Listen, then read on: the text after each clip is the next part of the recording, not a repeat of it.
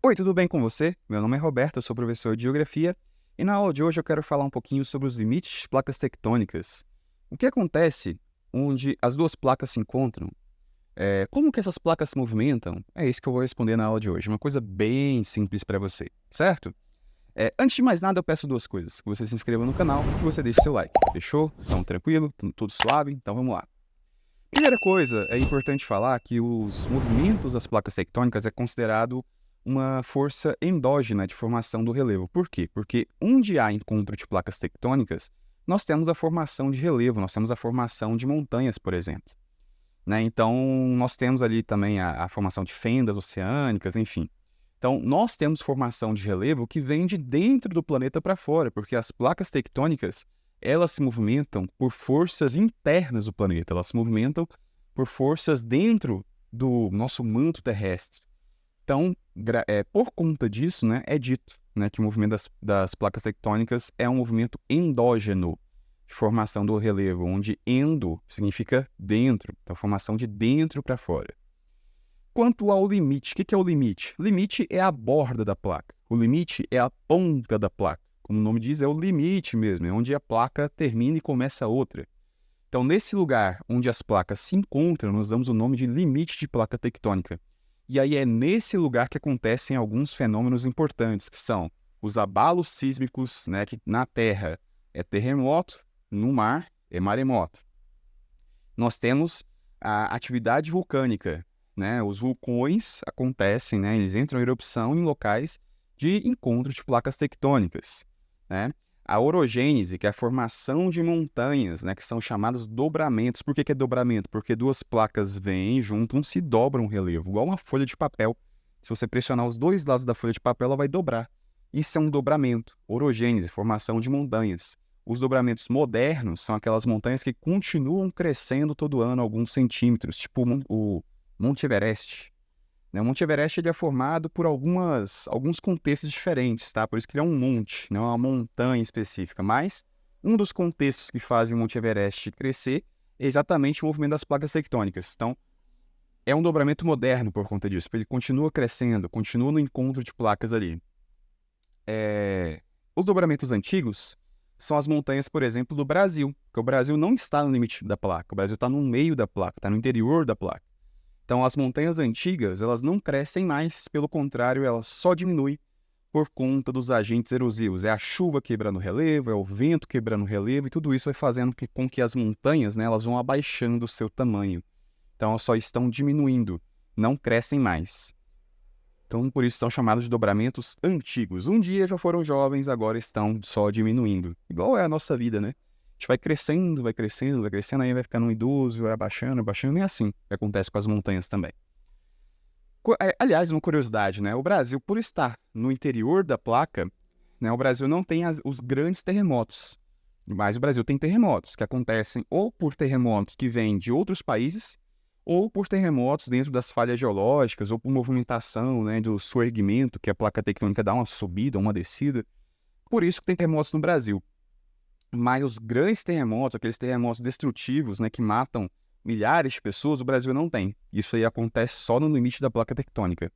Aliás, eu vou colocar aqui em cima, né, um vídeo que eu fiz, ou no final, eu fiz um vídeo sobre terremotos no Brasil. Caso você tenha esse interesse, recomendo que você assista. Bom, a placa tectônica, então, o que ela seria? A placa tectônica, ela é a litosfera dividida em partes. E essa litosfera, ela flutua sobre o magma do manto terrestre. O magma que é rocha líquida pegando fogo, né? E ela flutua sobre uma região dentro do manto que se chama astenosfera, que é a região mais superficial ali, que fica entre a placa tectônica e o próprio manto. Então é a parte mais superficial e é onde a placa tectônica ela se movimenta. Então a litosfera, abaixo dela tem a astenosfera formada por magma, e é ali que a placa é carregada, né? Então a borda dessa placa é o chamado limite. Então, ó, olha só essa imagem.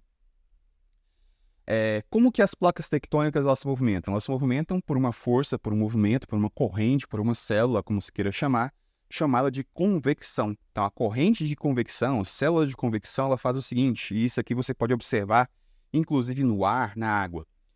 O magma está mais próximo aqui do núcleo terrestre, ele fica mais quente, né? Porque ele está mais próximo do núcleo. Esse magma mais quente, ele vai subir, porque ele fica menos denso.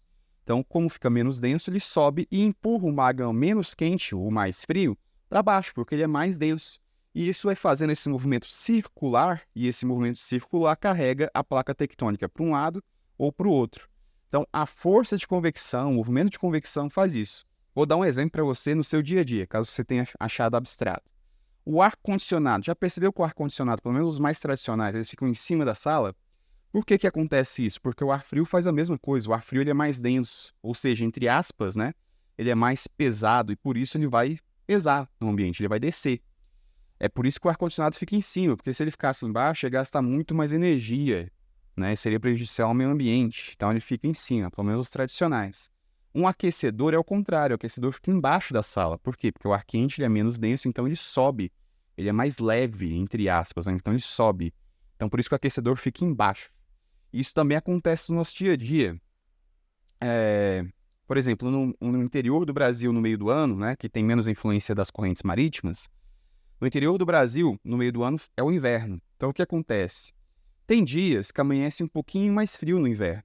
E aí, nesse dia que amanhecer um pouquinho mais frio, o ar que normalmente no dia a dia sobe durante a manhã, né, porque está aquecendo, né, o sol está nascendo, está aquecendo e tal, o ar vai subir. Mas como o dia amanheceu um pouquinho mais frio, o ar pesou ali e não sobe. E como ele não sobe, a poluição que estava acumulada ali também não sobe. Então, é comum a gente ver aquela neblina de fumaça, né, que é chamada de smog, né, uma neblina de fumaça, mistura de fumaça com neblina, né, em inglês. O smog basicamente é isso, é quando a camada de ar frio ela toma conta, né, ela fica mais forte do que a camada de ar quente e a poluição não consegue subir durante a manhã ou no fim da tarde. E isso faz com que a gente observe, né, aquela nuvem de fumaça. Não é neblina, neblina é formada por água, né? Aquela nuvem de fumaça é névoa seca de poluição, basicamente.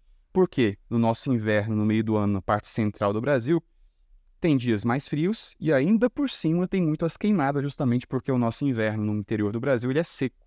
Então, as pessoas colocam fogo no mato, né? E aí aumenta mais ainda a poluição e aumenta mais ainda a potência do smog. Na água é a mesma coisa. Quando você coloca uma panela com água no fogo, né, o que acontece? A água que está perto da chama, ela vai ficar menos densa, vai ficar quente e vai subir. E vai empurrar a água fria mais densa, né, para baixo, vai fazer esse movimento circular até aquecer toda a água da panela. Então isso aí é o movimento de convecção, a força de convecção, a célula de convecção, certo? O quente sobe, o frio desce.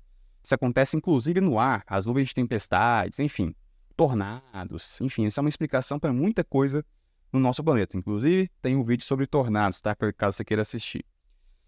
Então, no interior do nosso planeta, nós temos aí a corrente de convecção, a força de convecção, onde o magma mais quente sobe, né? Ele é menos denso, sobe, e empurra o magma mais frio, mais denso para baixo, fazendo esse movimento aí, ó, circular. Esse movimento circular carrega a placa tectônica ou para um lado ou para o outro, né? Fazendo aí os limites de placas tectônicas, ó. Nesse caso, nós temos aqui um limite divergente, né, onde as duas placas estão se separando. Aqui, ó, vamos fazer uma fossa oceânica, né, um buraco aí. Ou vai formar um rift, enfim, ou um vulcão mesmo aqui. Do outro lado, perceba só que aqui, ó, tem uma placa tectônica indo na mesma direção, ao mesmo ponto. Então aqui nós temos um limite convergente. Nesse limite se formam as montanhas mais altas do nosso planeta. Então, os limites de placa tectônica, né, eles são importantes essa questão aqui de formação de relevo, dos grandes terremotos, de vulcões, enfim. Aí você pode perguntar, e quais são os limites mesmo de placas tectônicas? Nós temos aqui, ó, o limite divergente, né, nesse limite aqui, nessa ponta das placas, onde as duas placas vão em direções opostas. Temos o limite convergente, onde as placas vão uma na direção da outra, né? E nós temos o limite transformante, onde as placas elas são muito fortes, elas nem se juntam, nem se separam. Elas vão quebrar o relevo, elas vão deslizar uma sobre a outra e vão fazer uma chamada falha geológica. Então, nós temos alguns exemplos de paisagens, né? No limite divergente, nós temos, por exemplo, dentro da África, o Rift Valley, ou Vale da Grande Fenda, onde o chifre da África, a parte leste da África, está se separando aos poucos da parte oeste da África. Então, ali vai formar um novo continente. Eu falei sobre isso no vídeo sobre a deriva continental. Então, ali, ó, limite divergente. A própria separação do Brasil da África, né? na teoria da deriva continental, é um limite divergente, que tem no meio do oceano, né? Que o Brasil separa da África 2 a 3 centímetros por ano. Limite convergente, a cordilheira do Himalaia, na Ásia. Ali é o encontro de placas tectônicas e ali se formam as maiores montanhas do planeta, não só o Everest, né? As maiores montanhas do planeta estão ali, em altitude. Limite transformante, nós temos a falha de St. Andrews nos Estados Unidos, ali na América do Norte, na Califórnia, na parte oeste dos Estados Unidos. Ali é um limite transformante que gera essa falha, que é uma grande preocupação de existirem terremotos, né? Só lembrando, então, né, sobre os limites de placas tectônicas, os limites divergentes, né, que as placas se separam, também formam montanhas, tá? Eu não falei sobre isso, mas nos limites divergentes também há formação de montanhas. Essas montanhas são formadas por quê? Porque nesse limite pode se formar um vulcão aqui, pode abrir um buraco e esse buraco vai ser um vulcão, principalmente no fundo do oceano. E esse vulcão vai entrar em erupção ao longo de milhões de anos e essa lava, né, que é o magma na superfície, endurece virando rocha e essas rochas vão acumulando, acumulando, acumulando, até que vai formar montanha. Né? No oceano, nós temos as chamadas dorsais meso-oceânicas, né, que são as montanhas do fundo do oceano, que são formadas, muitas delas, por conta disso, pela atividade vulcânica que acumula rochas ao lado delas. Né? Nós temos também os tremores, né, os maremotos, terremotos, nesses limites divergentes. Né? Então, nós temos os três aspectos. Nos limites convergentes, nós temos a formação de montanhas, porque as placas se pressionam. Né? Uma placa, a mais fraca, geralmente a oceânica, desce e a mais forte sobe, formando a chamada subducção. Então, a placa mais fraca desce, a placa mais forte sobe. Olha aqui, ó, a setinha azul. E aí nós temos a sobreposição das placas formando montanhas aqui. Obviamente, isso aqui gera muitos tremores de terra. Então, temos maremotos e terremotos. E nós também temos atividade vulcânica neste local. No limite transformante, nós temos aí a formação de uma falha, né, uma fratura no relevo. Essa fratura é muito comum acontecer em os terremotos ou os maremotos, certo? Não temos aí a formação de montanhas, por exemplo. Enfim, espero que você tenha aprendido, espero que você tenha gostado dessa aula. Caso você tenha alguma dúvida, pode deixar no comentário, que aí eu posso fazer um outro vídeo ou comentar de volta para você, beleza? Obrigado pela companhia e até a próxima.